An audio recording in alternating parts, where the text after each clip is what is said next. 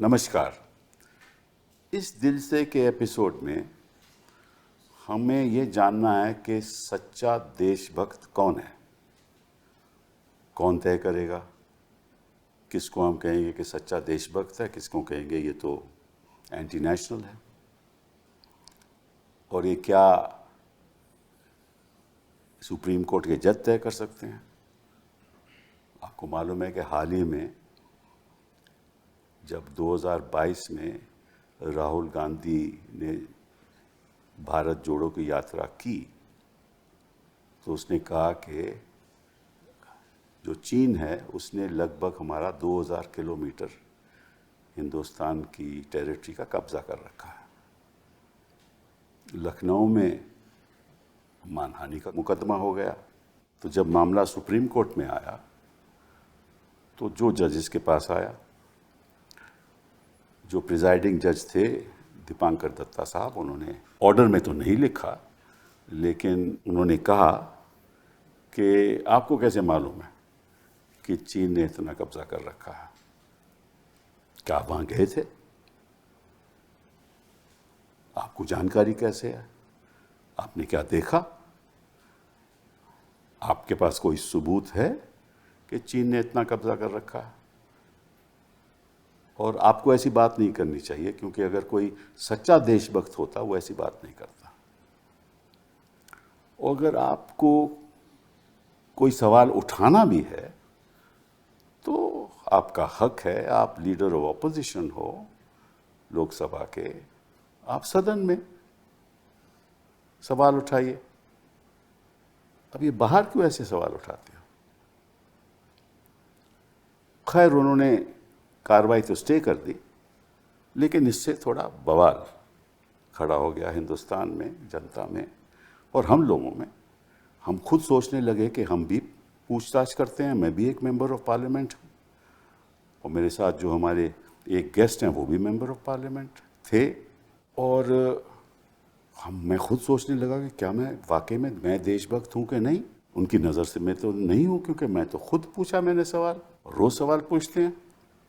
और अगर member of parliament leader of opposition सवाल पूछता है तो वो उसका हक है ना, इसीलिए तो वहाँ लीडर ऑफ ऑपोजिशन बना हुआ है। और शायद न्यायाधीशों को ये नहीं मालूम कि जब पार्लियामेंट में आजकल ये वातावरण केवल आजकल का है, मतलब कि 2014 के बाद, तो जब हम सवाल ऐसा पार्लियामेंट में पूछते हैं तो कोई जवाब ही नहीं आता। तो पार्लियामेंट जवाब नहीं देगी, हम जनता के बीच में जाकर पूछेंगे नहीं, तो फिर तो हम तो पूछ ही नहीं सकते। अगर जनता के बीच में जाकर पूछेंगे तो हम सच्चे देशभक्त नहीं हैं। पार्लियामेंट में सवाल कर नहीं सकते तो सवाल कहाँ से करें? अच्छा छोड़िए, आप लीडर ऑफ ऑपोजिशन की बात छोड़िए। एक आम नागरिक वो जानना चाहता है कि क्या चीन ने ऐसा कब्जा किया। और इनके अपने ही लोग, सुब्रमण्यम स्वामी साहब, उन्होंने कहा है कि 4067 किलोमीटर कब्जा हुआ है। उनके खिलाफ तो कोई मानहानि का कदमा नहीं हुआ। उनको तो किसी न्यायाधीश ने नहीं कहा कि आप देशभक्त नहीं हो, सच्चे देशभक्त नहीं हो। तो कौन है सच्चा देशभक्त? आज इस पे चर्चा करेंगे। और हमारे साथ तो ख़ास मेहमान हैं। मदन लोकुर साहब, thank you very much, you are with us today. आप आजकल chairperson UN international justice council की चेयरपर्सन हैं 2024 से लेकर 2028 तक। उससे पहले आप जज सुप्रीम कोर्ट ऑफ फिजी रहे 2019 में। 2022 में आप सुप्रीम कोर्ट के जज रहे, 2012 से लेकर 2018 तक। पहले आप चीफ जस्टिस गुवाहाटी में थे, फिर चीफ जस्टिस आंध्रा में थे और फिर आप सुप्रीम कोर्ट आए। और आपने जो ये डिजिटल फील्ड में आपने बड़ा काम किया। और जो ख़ास तौर पे जो सामाजिक बातें हैं उसमें आप बहुत दिलचस्पी रखते हैं। हमेशा जो सरकार की खामियां हैं, जिस तरह से पुलिस ऑपरेशंस करती हैं, कई आपकी ऐसी जजमेंट्स हैं जो चौंकाने वाली हैं और अकाउंटेबिलिटी होनी चाहिए। तो आपका बहुत स्वागत है। Thank you. सलमान जी, आप हमारे पुराने दोस्त और आपका बड़ा दिलचस्प मतलब कि इतिहास रहा। नहीं, दिलचस्प इसलिए मैं कह रहा हूँ कि आप मतलब कि शुरुआत में आप एक पीएम के दफ्तर में इंदिरा गांधी जी थे, आप ओएसडी थे, हाँ, एंड उसके बाद उससे पहले आपने मुझे एक प्ले में डायरेक्ट किया था, वो ज़्यादा हाँ, important. Correct, that is the murder of Julius Caesar, मैं उसमें जूलियस सीजर था। ठीक है ना।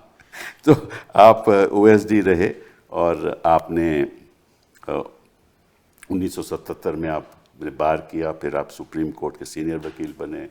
1998 में आप 1991 से 91 में आप डिप्टी मिनिस्टर रहे, हाँ, और उसके बाद आप स्टेट मिनिस्टर एक्सटर्नल अफेयर्स रहे, और फिर आप जब हमारा कार्यकाल यूपीए का हुआ फिर आप कॉर्पोरेट अफेयर्स में थे, फिर आप एक्सटर्नल अफेयर्स में थे, तो आपने कई पद संभाले, और सबसे इम्पोर्टेंट पद तो आप एक्सटर्नल अफेयर्स में आप फॉरेन मिनिस्टर थे हिंदुस्तान के, तो आपको डिप्लोमेसी का तो बड़ा ज्ञान है। तो कोई जज हमारे आजकल ज़्यादा डिप्लोमेट नहीं रहते, हाँ, थोड़ा बहुत आप उनको बता दीजिएगा। तो आपका बड़ा स्वागत है। बताइए लोकुर साहब कि क्या ऐसी जज ऐसी कोई बात कह सकते हैं या कहनी चाहिए? मेरे हिसाब से तो कहना नहीं चाहिए, पर मुझे एक किस्सा याद आता है। करीब 20 साल पहले मिज़ोरम के चीफ मिनिस्टर यहाँ दिल्ली आए थे, और वो शायद अशोका होटल में उन्होंने कमरा लेना था। अच्छा। तो वो वहाँ पे गए, रिसेप्शनिस्ट ने कहा कि आप पासपोर्ट दिखाइए। तो उन्होंने कहा पासपोर्ट क्यों दिखाऊं, मैं तो इंडियन हूँ। तो रिसेप्शनिस्ट ने कहा पर आप इंडियन नहीं लगते। अच्छा। तो उन्होंने कहा इंडियन कैसे लगता है? हाँ, तो इस पे काफ़ी चर्चा हुई थी। तो अगर आप कहें कि किसी को भी आप देखें और कहें कि आप इंडियन नहीं लगते, और किसी को नहीं देखें और आप कहें कि नहीं आप सच्चे हिंदुस्तानी नहीं हैं, तो ये कौन फैसला करेगा? तो ये कहना कि you are not a true Indian will not say this, मेरे ख्याल ऐसे ही उन्होंने कहा। उन्होंने ऐसे ही कहा उन्होंने। हाँ, तो ये शायद ठीक नहीं है, बिल्कुल ठीक नहीं है।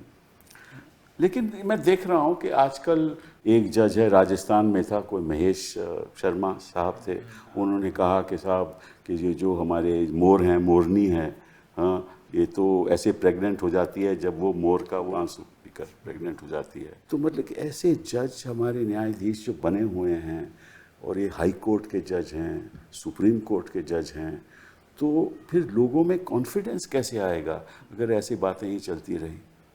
अब आप कपिल जी, आप ये भी सोचिए कि इलाहाबाद हाई कोर्ट में किसी जज साहब ने एक लेक्चर दिया था या स्पीच दी थी, वीएचपी का, हाँ, वीएचपी का इवेंट था, और उन्होंने काफ़ी चीज़ें कही।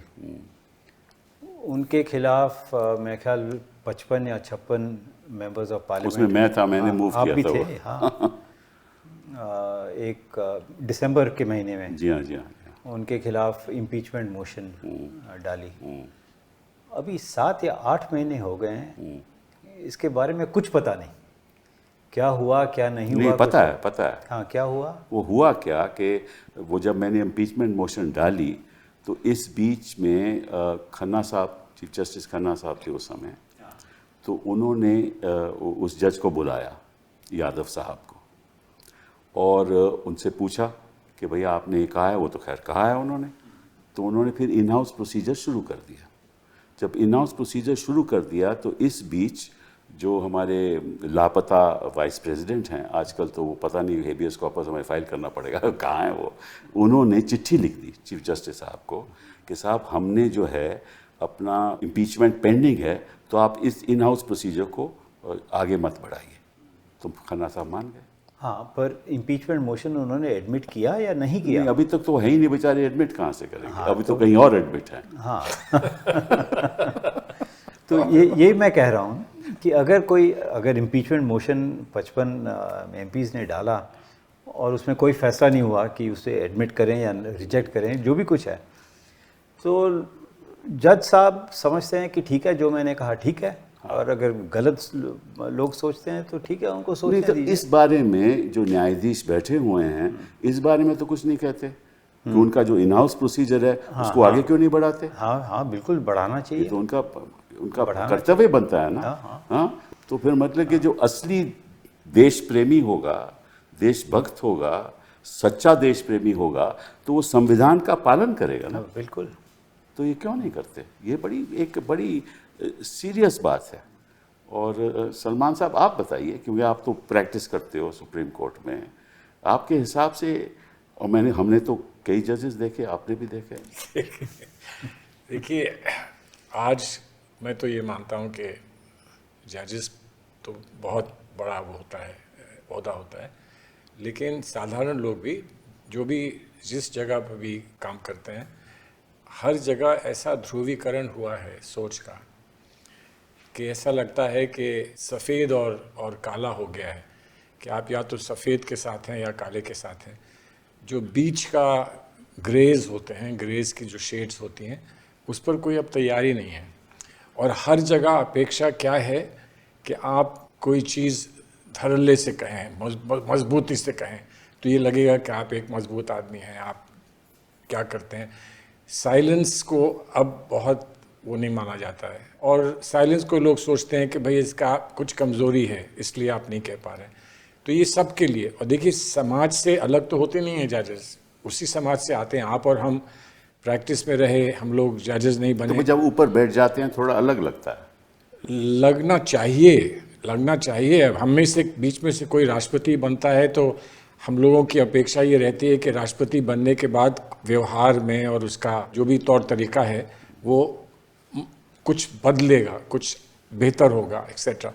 नेता होगा कोई और, वो बेचारा दूसरा कुछ और रहेगा। तो आज हमारे समाज में, हमारे माशरे में, हमारे मुल्क में आज वो डिस्टिंक्शन नहीं बची है between what is really good and what is really bad.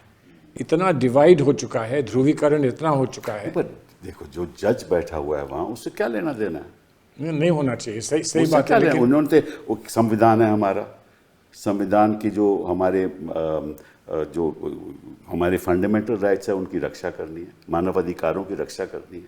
ये तो यही कर्तव्य है ना। उसको क्या लेना देना है कि यहाँ ध्रुवीकरण हो रहा है या समाज डिवाइड हो रहा है? नहीं, वो सही बात है, आपकी बात सही है। लेकिन देखिए, समाज का संविधान का जो धरातल है वो वैल्यूज़ हैं, हमारी फंडामेंटल वैल्यूज़ हैं। अब आज अगर वैल्यूज़ का ही ध्रुवीकरण हो गया है कि मैं जो वैल्यू समझता हूँ वो आप समझ नहीं पाते, जो आप वैल्यू समझते हैं मैं समझ नहीं पाता, इससे क्या हमारी जुडिशरी अलग रह सकती है? रहनी चाहिए, इसमें दो राय नहीं है। बिकॉज हम लोग उनको एक बहुत बड़े पटल पर रखते हैं और ये मानते हैं कि हमको उनसे कुछ सीखना है, उनसे कुछ इंस्पिरेशन लेनी है, एक्सेट्रा। और वो अगर हमारे तरह ही, हमारे ही लेवल पर पहुंच जाएं तो यकीनन वो एक बहुत डिसअपॉइंटिंग और बहुत। तो आपके हिसाब से जज साहब को बोलना नहीं चाहिए? मैं तो ये मानता हूं कि बहुत सारी चीज़ें जजेस को नहीं करनी चाहिए। नहीं, ऐसा है तो आप डिप्लोमेट मत बनो, आप एक्सटर्नल अफेयर्स मिनिस्टर नहीं, रह चुके एक्सटर्नल हो। आप अफेयर्स सीधी बात करो देखिए, कि जज साहब को ऐसी बात बोलनी चाहिए या नहीं। अब देखिए, मैं जज साहब को डिप्लोमेसी सिखा रहा हूं तो मैं खुद अपनी डिप्लोमेसी भूल जाऊं। लेकिन सच्ची बात यह है कि जजेस ने तो, जस्टिस लुकूर साहब यहाँ बैठे हैं, इन लोगों ने तो समय समय पर एक व्यवस्थाएं बनाने की कोशिश की है कि हम कहाँ तक जा सकते हैं, हमको क्या करना है समाज के साथ इंटरैक्शन, इंटरफेस में, पार्टीज़ में जाना है नहीं जाना, रिक्लूस बन कर रहना है कि नहीं रहना है। और वही स्वभाव जो है वो हर जगह आता है। जब आप कोर्ट में बैठे होते हैं वहाँ भी आता है, क्या कहना है, कब नहीं कहना है, कितना कहना है, how careful you can be with your words, ये एक सवाल है, ये सबके लिए है। जजेस को खास तौर पर देखो, वी आर लॉयर्स, जब हम बहस करते हैं we are careful with our words. You have to, हम ऐसी बात नहीं करें जो इंस्टीट्यूशन को नुकसान पहुंचाए, ठीक है ना। और हालांकि हम कई बार बड़े विवादित मुद्दों के ऊपर बहस करते हैं, लेकिन फिर भी वो हमारा जो लक्ष्मण रेखा है उसको कभी हम पार नहीं करते। तो वही बात जज साहब को होना चाहिए कि भाई एक लक्ष्मण रेखा उसको पार नहीं करना चाहिए। लेकिन लोकुर साहब ये बताओ कि क्या जज को पब्लिकली इस तरह से छोड़ दीजिए, ये बात दीपांकर दत्ता साहब ने जो कही सो कही, छोड़ दीजिए उसको। किस हद तक जज को पब्लिकली बातें बोलनी चाहिए? मेरे हिसाब से पब्लिक स्पीचेस तो जजेस को नहीं देनी चाहिए। 2-3 एक्सेप्शंस हैं।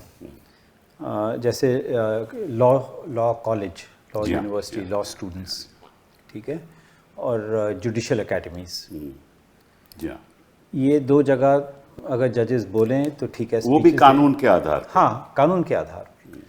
और एक जब होता है वो लीगल सर्विसेज डे, उस दिन पर वहाँ पे सब जो आते हैं, जिनको आमंत्रण करते हैं, वो सब जजेस हैं और कई ऐसे लोग हैं जिनको कुछ अवार्ड या कुछ तो कॉन्स्टिट्यूशन डे पे भी आपको हाँ, कॉन्स्टिट्यूशन डे में। तो ये 3-4 चीज़ें हैं, 3-4 दिन हैं या 3-4 ओकेजन्स हैं जब जजेस बोल सकते हैं।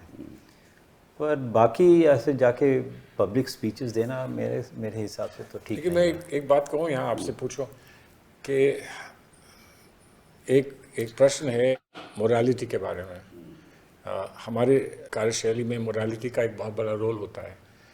जब मोरालिटी पर ही प्रश्न चिन्ह लगने लगे हैं तो एक बार जज बेचारा क्या करे, क्या कहे, किस तरह से वो अपनी कुंठा को या अपने दर्द को बयान कर पाए, कैसे करे।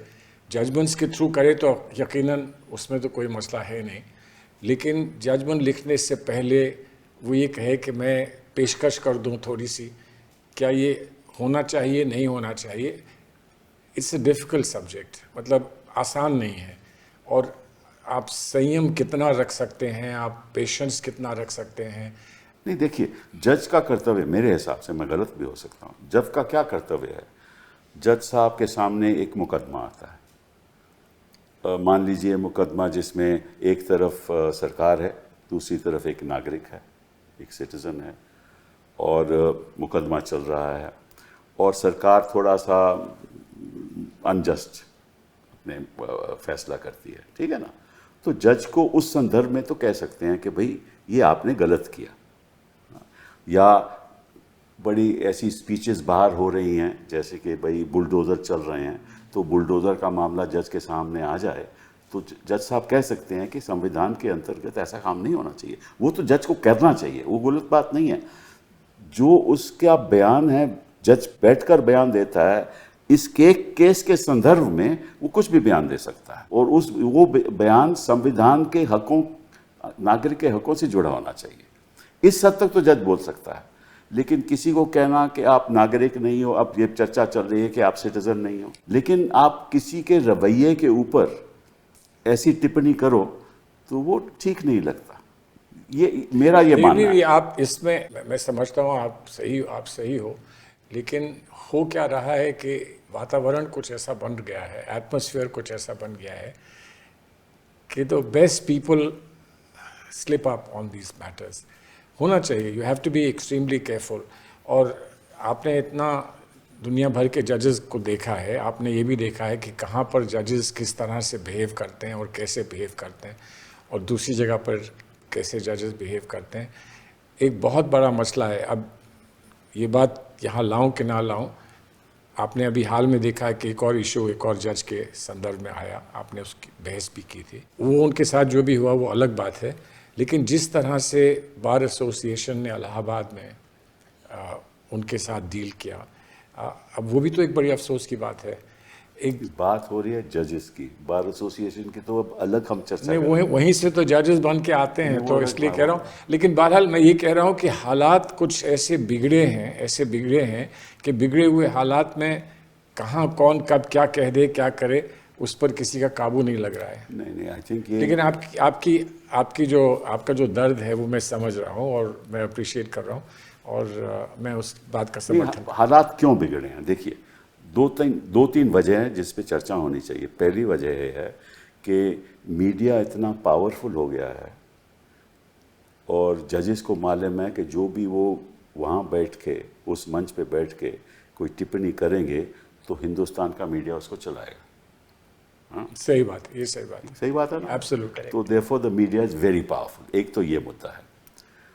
दूसरा मुद्दा ये है कि जिस किस्म के जजों की नियुक्ति हो रही है, जो जजेस आज के दिन नियुक्त हो रहे हैं, उनमें से कुछ ऐसे भी हैं, गंगोपाध्याय जैसे, तुरंत रिज़ाइन करते हैं, बीजेपी से टिकट मिल जाती है और उसके बाद वो लोकसभा के मेंबर हो जाते हैं। ठीक है ना। तो जो जजों की नियुक्ति हो रही है वो भी ऐसे लोगों की हो रही है जो एक आइडियोलॉजी से पूरी तरह से जुड़े हुए हैं। एक ये मुद्दा है, वो बैठ के वही बात करते हैं, एक ये भी मुद्दा वो है। सही है। तीसरी बात ये है कि जज हिंदुस्तान के जो खास तौर पे लोअर जुडिशरी है उसके ऊपर सरकार इतनी हावी है कि किसी की हिम्मत नहीं है आज ट्रायल कोर्ट में कि बेल दे वो किसी को। तो ये मुद्दे पहले नहीं थे। सरकार हावी है और हाई कोर्ट भी हावी है। हाई कोर्ट भी हावी है। हमारे चीफ जस्टिस साहब ने कहा था, पुराने चीफ जस्टिस साहब ने, कि ट्रायल कोर्ट में बेल देने से डरते हैं जजेस। बिल्कुल। क्यों डरते हैं? सरकार की वजह से और हाई कोर्ट की वजह से। बिल्कुल। तो क्या करें फिर? और फिर जो हाई कोर्ट के जज हैं वो भी अपनी इंडिपेंडेंटली निर्णय देने में डरते हैं क्योंकि उनको भी सुप्रीम कोर्ट जाना है। ये असलियत देखिए। नहीं, ये हकीकत है, इस बात को मैं ये हकीकत है ना। अब आप आज के दिन आप एक्सटर्नल अफेयर्स मिनिस्टर नहीं हो। नहीं ठीक है, मैं समझ गया। लेकिन एक जुडिशरी के तहत एक कमिटमेंट है और हम सबकी है। मैं जानता हूँ सबकी है, लेकिन कमिटमेंट के कई तरीके होते हैं। एक कमिटमेंट का तरीका होता है कि इसको ना छेड़ो, इस वक्त छेड़ने से ज़्यादा नुकसान होगा। एक कमिटमेंट ये होता है कि भाई अगर कोई चीज़ गलत है तो उसको छेड़ोगे नहीं तो ठीक नहीं होगी। लेकिन आज इन्हीं दो व्यूज़ का देश में एक टकराव है, इन्हीं दो व्यूज़ का देश में टकराव है। और ये बात सिर्फ किसी जज के लिए नहीं है, आपके लिए और मेरे लिए भी है कि हम कुछ पोजीशन लेते हैं तो उस पर टिप्पणी कैसी होती है और कैसे हम लोगों को ट्रोल किया जाता है, इसका अंदाज़ा आपको है बहुत अच्छी तरह। मान साहब, हम देखिए, अगर हम डरने लगे तो कोई नहीं बोलेगा।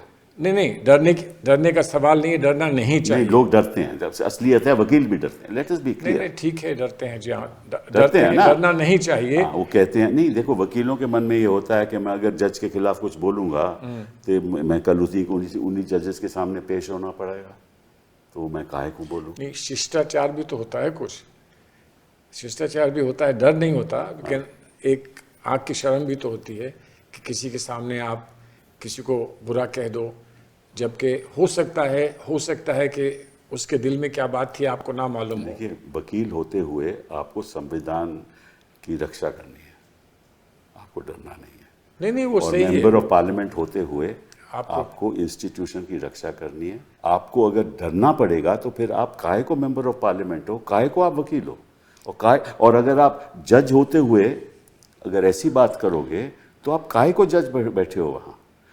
आपका मकसद केवल एक है। जज का मकसद क्या होता है कि बैठ के वो इंसाफ करे और संविधान के आधार पे इंसाफ, यही है ना मकसद। नहीं, वो उसके बीच में जो मर्जी बोलता रहे, कोई दिक्कत नहीं है। वो बात 100% बात आपकी बात सही है। लेकिन एक सवाल ये भी है कि लोग ये कह रहे हैं कि इंसाफ क्या है। अरे यार, आप तो फिलॉसफी नहीं, लेकिन है, ये एक मसला है। मैं इसलिए कह रहा हूँ कि एक जजमेंट लेकर हम कहीं बोलते हैं तो आप और हम एक बात कहते हैं कि ये जो है वो सही है, वहीं पर बैठा हुआ एक शख्स कहता है कि नहीं ये सही नहीं है, तो उसमें क्या गलत बात? तो जजमेंट तो आप एनालाइज कर सकते हो, ये तो हमारा हक है। वो तो जज भी कहते हैं कि once the judgment is out in the public domain, आप उसको ज़रूर उस पर चर्चा कीजिए। जैसे अभी रेफरेंस पे चर्चा होगी ना, जो रेफरेंस हो रहा है उस पर चर्चा होगी, तो ये चर्चा तो ठीक। लेकिन जब वैल्यूज का टकराव होता है, वैल्यूज की बात नहीं, किसी के ऊपर आप टिप्पणी करो इंडिविजुअल ना, वो सही है, वो नहीं करनी। जैसे लोकुर साहब ने कहा कि आप कहते हो कि आप एक नागरिक नहीं हो, देश के सिटीजन नहीं हो, आप लगते नहीं हो आप देश के सिटीजन नहीं। ऐसा होता है, ऐसा होता है। वही है, तो लोकुर साहब कह रहे थे, ऐसा होता है। लेकिन ऐसा नहीं होना भी चाहिए। लेकिन ऐसा क्यों हो रहा है आज के ज़माने में? सब जानते हैं क्यों हो रहा है। सब जानते हैं क्यों हो रहा है। चलिए, लोकुर साहब को ये जवाब देने दूंगा। नहीं, आपने भी एक बार, ओनली वंस, आपने भी एक मुद्दा उठाया था पब्लिकली, बिकॉज आपके मन में दर्द था कि जो हो रहा है वो गलत हो रहा है। लेकिन अदरवाइज आप तो कभी पब्लिक में गए ही नहीं ऐसे, एक्सेप्ट इन दी जुडिशियल एकेडमी। तो वो सही है, वो सही है। हाँ, वो आप जनवरी 2018 की बात कर रहे हैं। बिल्कुल। उसके पहले 3-4 महीने या 2-3 महीने जो भी कुछ है, काफ़ी चर्चा हो रही थी क्या हो रहा है सुप्रीम कोर्ट में, जी हाँ, जी हाँ।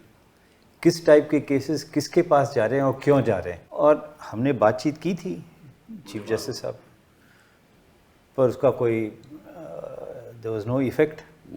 तो इसलिए हमें लोगों को बताना पड़ा कि जो हो रहा है संविधान के तहत नहीं हो रहा है, तो बोलना पड़ा। बट अदरवाइज मेरे हिसाब से बाकी जो स्पीचेस देते हैं इधर उधर जाके, वैसे नहीं करना चाहिए। और उसका एक और प्रॉब्लम ये हो जाता है कि अगर कोई जज किसी चीज़ के बारे में बात करे और उस टाइप की केस उनकी कोर्ट में आ जाए, जी हाँ, तो क्या होगा। बिल्कुल सही, बिल्कुल वकील कह सकते हैं कि भाई आपने तो अपने विचार बता दिए थे, दुनिया को बता दिए थे, अब क्या सुनेंगे ये केस। ये अक्सर होता है। हाँ होता है। हाँ, और दुष्यंत दवे साहब जिन्होंने आज हमारे साथ होना था, अनफॉर्चुनेटली नहीं आ पाए, लेकिन वो तो बेबाकी से बोलते हैं ये बात। नहीं, वो कहते हैं भाई वो हाँ, ठीक है ना, हैट्स ऑफ टू हिम। तो हैट्स ऑफ टू हिम, क्योंकि कुछ तो हमारे लोग आज के दिन भी हैं। It is sad that he is no longer decided to practise, but there are people, और ऐसा होना चाहिए, क्योंकि अगर हम नहीं कहेंगे ना सलमान साहब, तो कोई आगे बात बढ़ेगी ही नहीं।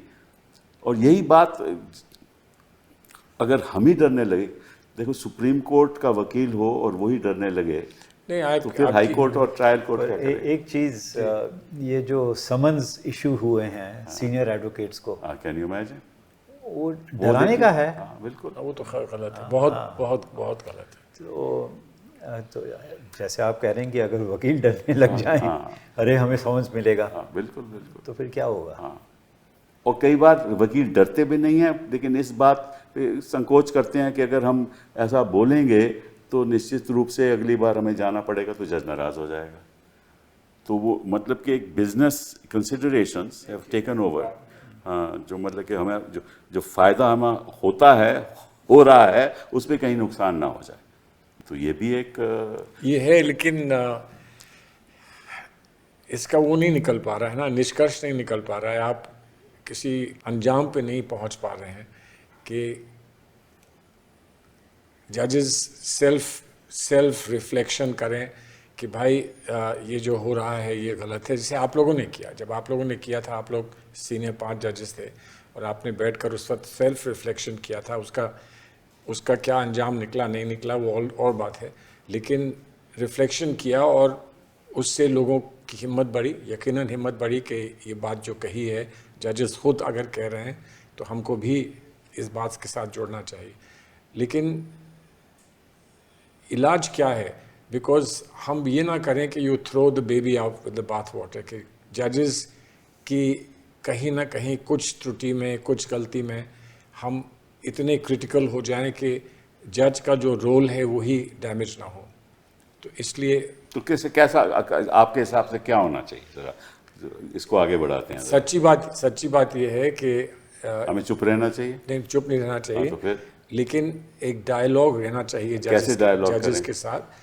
आप जैसे आप बार के लीडर भी हैं, आपकी तरफ से, आपके साथ और लोगों की तरफ से एक संदेश जाना चाहिए कि साहब कुछ कहना है, हमें आपसे कुछ बात करनी है। किससे संदेश करें, किससे संदेश? जिस जज से भी आपको इस किस्म की शिकायत महसूस हुई है, आप उनसे संदेश करें, बात करें, उनसे बात करें। हो सकता है कि उनके पास कोई जवाब मिले, हो सकता है। कितने जजों के पास हम जाएंगे? तो रोज ना रोज कुछ ना कुछ होता रहता है। नहीं, तो अब जब हमने ये और फिर वो पर्सनली आपको मिले नहीं मिले, वो कोशिश तो करें ना, अदरवाइज नहीं। हमने तो बड़ी कोशिशें की हैं, आज के दिन की बात थोड़ी ना। नहीं, मैं जानता हूँ आपने की है, लेकिन उसमें आपको कामयाबी भी मिली है। कोई कामयाबी नहीं मिली। नहीं मिली?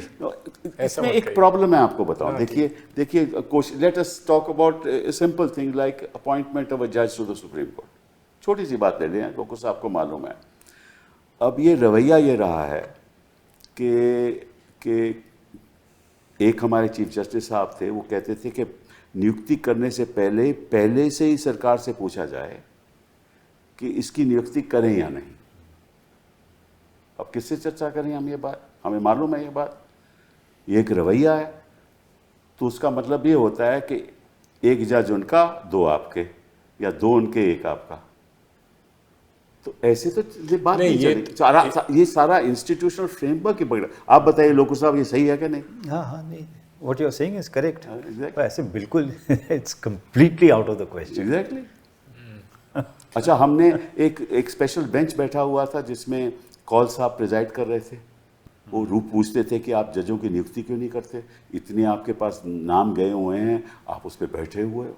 अच्छा, वो जज बैठते ही नहीं, आप किससे बात करें? वो बेंच नहीं बैठता उसके बाद, जब से कौल साहब रिटायर हुए हैं, किससे बात करें? आप कहते हैं ना कि भाई बातचीत होनी चाहिए, उनको कहना चाहिए, किससे बोलें? और अगर आपकी हेट स्पीचेस होती हैं और लोग ऐसी ऐसी भद्दी बातें करते हैं, ठीक है ना, हम कोर्ट में जाते हैं, वो कहते हैं हम क्या कर सकते हैं, फिर क्या करें बताइए, किससे बात करें? तो ये जो आप कह रहे हो ये बड़ी अच्छी बात है। ये मतलब कि अगर मैं डिप्लोमेट होता तो ऐसे ही करता, लेकिन मैं डिप्लोमेट हूं नहीं। मैं कह रहा हूँ, देखिए डेमोक्रेसी में संवाद का एक बहुत बड़ा रोल होता है, और संवाद क्या संभव है कि नहीं है, अब आपको लग रहा है कि संभव नहीं, मेरे नहीं लग रहा, मैं आपको वास्तविकता बता रहा हूँ। आई एम नॉट सेइंग, तो एक्सपीरियंस से आप कह रहे हैं, आप अनुभव से कह रहे हैं कि ऐसा नहीं हो पाता है, हो नहीं रहा, कोई स्पेस नहीं है। ये स्पेस है। जिस तरह से आप यहाँ बैठकर ये बात कर रहे हैं, इसके बाद आप अगर संदेश दें किसी को, अगर मुझे डर लगे कि मैं दत्ता साहब के बारे में बात कर रहा हूँ, नहीं कोई भी जज हो, और मुझे कोई रिलीफ नहीं मिलेगा, तो मैं बात नहीं करूंगा ना, क्योंकि मुझे किसी एक व्यक्ति के साथ कुछ नहीं है। हमें जो लगाव है वो इंस्टीट्यूशन के साथ, वो इंस्टीट्यूशन से है। लोकुर साहब के पास वही लगाव है, आपका भी वही लगाव है। अगर हम बात करते हैं तो इंस्टीट्यूशन की करते हैं, हमें कोई किसी से सभी जज हमारे लिए प्रिय हैं, कोई दिक्कत नहीं है, और हम किसी के खिलाफ कभी कुछ बोलेंगे भी नहीं।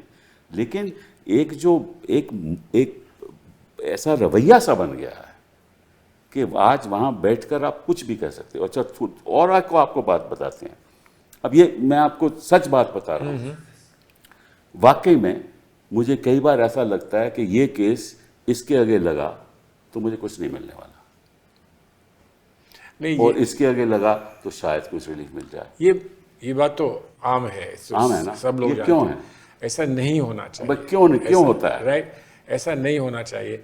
लेकिन मैं ये कह रहा हूँ कि इससे पहले कोई ऐसी व्यवहार की बात, कोई ऐसी विचार की बात जो हमको लगे या काफ़ी लोगों को ये लगे कि ये सही नहीं है, अच्छा नहीं है, उसमें कोई जो जज बैठा हुआ है उससे संवाद का क्या बिल्कुल कोई अपॉर्चुनिटी नहीं है कि आप उनसे कहें कि हम 4-5 लोग आके आपसे मिलना चाहते हैं, आपसे कुछ कहना चाहते हैं।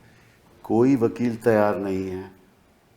और आप यहाँ की बात कर रहे हो, ये जो हमारा जो वकील भी हैं वो भी डिवाइडेड हैं। नहीं, वो भी पोलिटिसाइज हो गए हैं, ये रियलिटी है ना, वो भी पोलिटिसाइज हो रहे हैं। अच्छा, कौन डेलीगेशन लेकर जाएगा, ये भी एक सवाल उठता है। उसकी अनुमति कौन देगा, ये भी सवाल उठता है। प्रेसिडेंट ऑफ द बार कहेगा कि साहब आप कौन होते हो जाने, आपको किसने हक दिया ये जाने। लोकुर साहब से ये पूछिए कि इनके करियर में कभी ना कभी किसी न किसी ने ये कहा होगा कि लोकुर साहब हम आपसे आके मिलकर कुछ कहना। पूछ लें, आप पूछ लें। आप मिलते होंगे, मतलब वन नहीं, वकीलों से मिलते हैं, तो ये मैं ऐसे नहीं, पर ऐसे नहीं जैसे आप बोल रहे हो, मुझे पता है कि कोई कंप्लेंट है किसी जज के खिलाफ, ऐसे तो जहाँ तक मुझे याद है कभी हुआ नहीं है। डिस्ट्रिक्ट कोर्ट के जज के खिलाफ कोई कंप्लेंट है तो बार एसोसिएशन ने कंप्लेंट की है, president of the bar association. हाँ, नहीं, मैं किसी की कंप्लेंट की बात नहीं कर रहा हूँ। हाँ, मैं कह रहा हूँ कि आपको किसी से शिकायत है और आपके दिल में कोई बात है और आप जाकर उनसे मिलकर ये कहना चाहें कि हम 2-3 लोग हैं, हम कुछ कहना चाहते हैं आपसे, प्लीज़ हम आपसे कहना चाहते हैं। अभी मैं आपसे एक थोड़ी सी हटकर एक बात शेयर हूँ। बहुत सारे लोग आजकल आपसे भी बात करते होंगे, बहुत लोग हमसे भी कहते हैं कि एक सिविलाइजेशनल डायलॉग करिए। वो लोग जिनको आप बिल्कुल पसंद नहीं करते हैं और जो लोग आपको नहीं पसंद करते हैं, वहाँ से एक पेशकश हुई है कि हम लोग बात क्यों नहीं करते हैं, मिलकर बात क्यों नहीं करते, why can't we come together. बहुत सारे लोगों ने कहा कि हमको कोशिश करनी चाहिए, बहुत लोगों ने कहा कि इसका कोई फ़ायदा नहीं है, इट्स वेस्ट ऑफ टाइम। तो इसलिए अगर बार की लीडर्स ये कोशिश करें कि जिन जजेस के साथ, और ये अक्सर हुआ है, कभी कभी जजेस जो बहुत जिनकी रवैया नागवार गुजरता है, उससे जाके मिल के आप लोग ने कितनी दफ़ा कुछ ना कुछ परिवर्तन आप लोग कर पाए हैं। और जजेस ने ये कहा है कि नहीं आप गलत समझे हैं, मुझे मेरा ये नहीं, हम तो जो कहते हैं कोर्ट में कहते हैं, अदरवाइज हम कहते हैं नहीं कोर्ट में कहते हैं, लेकिन आप लोग चेम्बर्स में जाते हैं, मिलते हैं। नहीं मिलते। मैं आपको, चलिए छोड़िए इस बात को, मैं let us talk about the future, कि अगर आपको इसमें बदलाव लाना है तो निश्चित रूप से बार और बेंच के साथ एक क्लोज डोर संवाद होना चाहिए। बेशक ठीक है ना, बिल्कुल। जिसमें जजेस को सुनना चाहिए कि खामियां क्या हैं। जैसे हम सिस्टम को, जैसे एसएलपी कैसे फाइल होनी चाहिए, क्या क्या होना चाहिए, होता संवाद उसमें, लेकिन इंस्टीट्यूशनल संवाद नहीं कभी होता। ठीक है ना, वो होना चाहिए। और उसके लिए जो भी चीफ जस्टिस है उसको तैयार होना चाहिए। अब प्रॉब्लम ये है कि हर एक देखिए, हम सब इंसान हैं, हाँ? और टॉमस जेफरसन ने कहा था कि ये जो लोग हैं ये भी ऑर्डिनरी लोग हैं, ये जज बन गए हैं, लेकिन इनकी भावनाएं भी तो वही हैं, इनकी आकांक्षाएं भी तो वही हैं जो हमारी हैं और आपकी। ठीक है ना, इनकी एम्बिशंस भी हैं। तो वो बीच में बातें आ जाती हैं। जो यहाँ बैठे हुए हैं, जहाँ कई चीफ जस्टिस हैं, किसको रेकमेंड करेंगे, ये भी एक बात आती है। तो अगर आप सारा एनालाइज करो तो इसमें लगेगा आपको कि वो जो ऑब्जेक्टिव इंस्टीट्यूशनल डिसीजन मेकिंग होनी चाहिए वो नहीं होती। देखिए, मैं एक बात आपसे पूछूं, जब डिसीजंस होते हैं और फुल कोर्ट आपस में बैठ के फैसले करते हैं कि हमको कुछ करना है, तो उसमें डिफरेंसेस ऑफ ओपिनियन तो होते ही हैं। कोई कहता है कि ये करिए, कोई कहता है कि ये करिए, लेकिन कुछ ना कुछ कंसेंसस तो इमर्ज होता है। लोकुर साहब से पूछिए, कोई हम तो यही तो मालूम मैं नहीं कह रहा हूँ, है। इसलिए आप क्योंकि पूछिए। लोकुर साहब यहाँ हैं, इसलिए मैं ये मौका उठा रहा हूँ इसका। नहीं, डिफरेंस ऑफ ओपिनियन होते हैं, but you come to some consensus. हाँ, तो but that is majority view ना। हाँ, ओके, मेजॉरिटी व्यू। हाँ, अब जैसे 20-25 जजेस हैं जी, तो 4-5 लोगों ने कहा कि नहीं ये गलत है, वो गलत है, तो डिस्कस करते हैं और उसके बाद जो फैसला हुआ मैं इस पर थोड़ी सी टिप्पणी करूं, मैं गलत हो सकता हूं। जो जूनियर जजेस होते हैं ना, मैं तो देखिए स्वाभाविक है जो जूनियर जजेस होते हैं वो चीफ जस्टिस की व्यू से अलग नहीं रहेंगे, अलग अक्सर क्योंकि जो चीफ जस्टिस हाई कोर्ट का है वो तय करता है कि तुम्हें कौन सा रोस्टर मिलेगा। Let us, we are all human beings यार। नहीं सही बात हमारे है। कौन सा रोस्टर मिलेगा, कंपनी मिलेगा, ट्रायल को वो अपील्स मिलेंगी, फर्स्ट अपील्स मिलेंगी, रिट पिटिशंस मिलेंगी। तो सब चाहता है कि साहब मुझे कोई अच्छा रोस्टर मिले। तो जब एडमिनिस्ट्रेटिव डिसीजंस होते हैं तो निश्चित रूप से वो जज खिलाफ नहीं जाते चीफ जस्टिस के। और एक और इसमें है कि वो जूनियर जजेस एडिशनल जजेस होते हैं। हाँ, एडिशनल जजेस होते हैं, उनको कंफर्म, तो उनको कंफर्म होना चाहिए परमानेंट उनको। तो ये जो आप बात कर रहे हो ना, ठीक है, आई थिंक कंसेप्चुअली जो आप बात कर रहे हो, because you also were teaching eight Trinity, तो तुम ट्रिनिटी में पढ़ाते भी थे, तो बड़ी अच्छी बात है, एकेडमिक बड़ी अच्छी बात है। नहीं और असली वहाँ तो हमारे स्टूडेंट्स हमसे नहीं डरते थे वहाँ तो। हाँ, तो ये भी स्टूडेंट ही है, वो ये नहीं डरता, इसीलिए नहीं हम डरते कि हम भी लॉ के स्टूडेंट हैं जी। लेकिन जो बैठे हुए हैं उनको ये ध्यान रखना चाहिए कि भैया ये एक इंस्टीट्यूशन है that is beyond us, beyond our lifetime. It's an institution that will last for hundreds of years. इसको जब तक हम मजबूत नहीं रखेंगे, इसमें तो डिसएग्रीमेंट नहीं हो सकता। नहीं है डिसएग्रीमेंट, क्योंकि वो हर एक कोई अपनी बात सोचता है ना। प्रॉब्लम है, देखो 34, 33, 34 जजेस हों, दो जजेस की संख्या में बैठे हों, ठीक है, एक कुछ कह रहा है, दूसरा कुछ और कह रहा है, कोई यूनिफॉर्मिटी तो थी नहीं, इंस्टीट्यूशनल कोई विजन तो है नहीं। आप बताएंगे इस बात का, कोई है, होता ही नहीं है इंस्टीट्यूशनल विजन। तो सुप्रीम कोर्ट को तो एक इंस्टीट्यूशनल विजन होना चाहिए ना, कि हम यहाँ बैठे हैं, जजमेंट्स होती हैं, आधा जीतता है आदमी और फिर केस हार जाता है।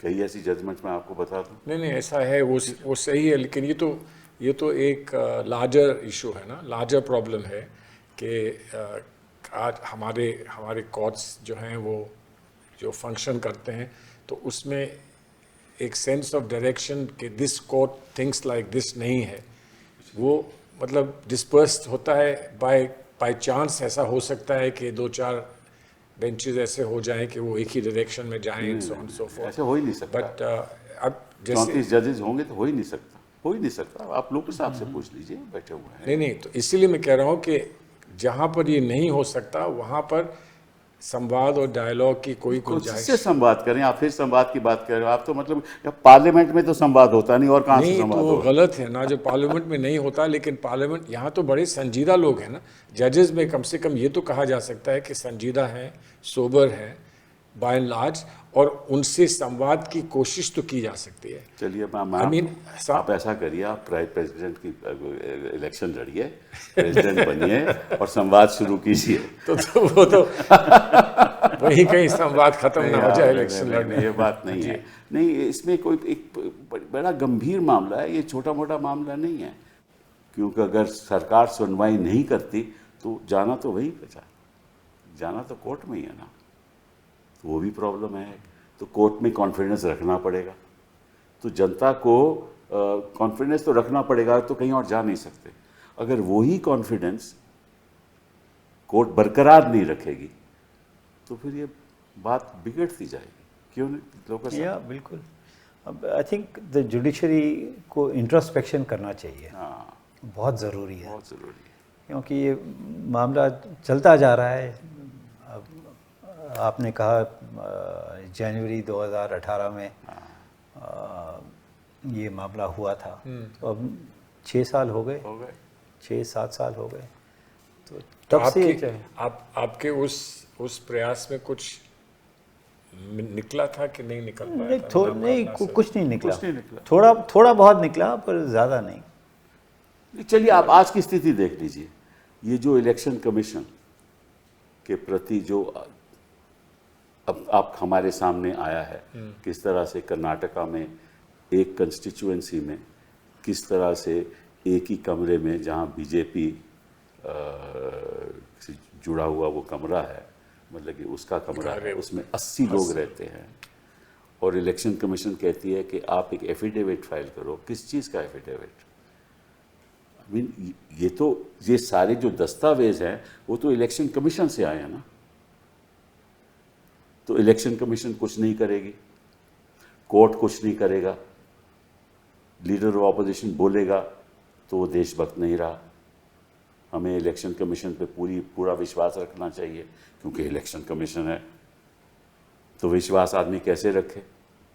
मतलब कि एक आदमी उसी कंस्टिट्यूएंसी में 3 और 4 पोलिंग बूथ में वोट करता है, वही आदमी, और वही आदमी जाकर उत्तर प्रदेश में भी वोट करता है, और ये दस्तावेज इलेक्शन कमीशन से आ रहे हैं, और इसमें हम चुप हैं। इलेक्शन कमीशन कोई कार्रवाई नहीं करेगी। उस पे न्यायाधीशों को बोलना चाहिए, सुओमोटो कार्रवाई करनी चाहिए कि आप बताइए हमें, ये तो आपके कागज़ हैं, आपने क्या व्यवस्था की है इलेक्शन की? अगर यही रहा तो किस किस्म के इलेक्शन हैं? तो देखिए, जो सिस्टम, अगर आपका सिस्टम जो है वो मजबूत है, साउंड है, तो ये आपकी तकलीफ एक जज के सामने जानी चाहिए ना। और उस समय तो भगवती साहब या बाकी लोग सुओमोटो ले लेते मैटर। लोग साहब आपको बताएं, why can't the Supreme Court suo motu take? These are documents of the Election Commission. Of course, लेकिन मैं जिस बात पे आ रहा था वो ये था कि सुओमोटो लें या उनके सामने आना चाहिए, और कोई जज इन सब चीज़ों को देखते हुए फैसला करे तो उसको ये नहीं लगना चाहिए कि मैं ये फैसला करूँगा तो मैं फलां पार्टी को नुकसान पहुंचाऊंगा, या मैं जिस पार्टी में कभी पार्टी से क्या लेना देना? यही तो मैं कह रहा हूं। तो उसको ऐसा नहीं सोचना चाहिए कि तो ये ऐसी बातें क्यों नहीं होती? इसे कई बार हो चुका है। अब ईवीएम की बात करो तो आप देशद्रोही हो, ईवीएम में कोई गड़बड़ी नहीं है। हम कहें कि साहब अच्छा ठीक है, आप वीवीपैट की उसकी अलाइनमेंट कर दो, वो भी हम नहीं करेंगे। तो मतलब कि जाए कहाँ आदमी? इसीलिए तो मैं कह रहा हूँ जाना तो कोर्ट में है। तो फिर और then we need judges who will take action on this. Of course, judges who must take action on it, and judges who should not think at all remotely also कि मैं इसमें कुछ करूंगा तो मैं फला का नुकसान कर दूंगा, या इसमें कुछ करूंगा। रक्षा करनी है संविधान की, नुकसान किस बात का? नहीं रक्षा तो संविधान की है ना। इसलिए कह रहा हूँ, रक्षा करने में मुझे ये नहीं सोचना चाहिए कि मैं इसका नुकसान करूंगा या उसका नुकसान, वो नहीं सोचना चाहिए। लेकिन ये जो ये एक आपके हिसाब से सोचते हैं ये? नहीं, मैं कह रहा हूँ नहीं सोचना चाहिए। मैं आपसे कह रहा हूँ चलिए कुछ संवाद करें इनसे, तो आप कह रहे हो संवाद नहीं होंगे। I think diplomacy runs through your veins. अरे बाप, आप कोई निर्णय लेने को तैयार नहीं हो। ये तो बिल्कुल रेवोल्यूशनरी बन गए। नहीं, रेवोल्यूशनरी नहीं, हमें दर्द है। देखिए, I am in the evening of my life. हमें दर्द है इस बात का कि हम कर क्या रहे हैं, हमारे संविधान के साथ क्या कर रहे हैं, जनता का क्या बनेगा। अगर इलेक्शन कमीशन सच्चाई में कुछ काम करना चाहती तो तुरंत एफआईआर होती, क्रिमिनल इन्वेस्टिगेशन होती कि कौन कौन ये सब कर रहे हैं, कौन अधिकारी इन्वॉल्व है इसमें, कौन लोग इन्वॉल्व हैं इसमें। सब चुप हैं, सब संस्थाएं चुप हैं, और जो बोलेगा वो देशद्रोही है। ये प्रॉब्लम है। तो आप भी देशद्रोही, मैं भी देशद्रोही, लोकुर साहब भी देशद्रोही। तो सच्चा भक्त कौन है, इसी चर्चा इसी पे ख़त्म करते हैं। अब पूछेंगे हम किसी दिन कि बता दीजिए कौन है सच्चा देशभक्त। बहुत बहुत चलिए, बहुत अच्छा, बहुत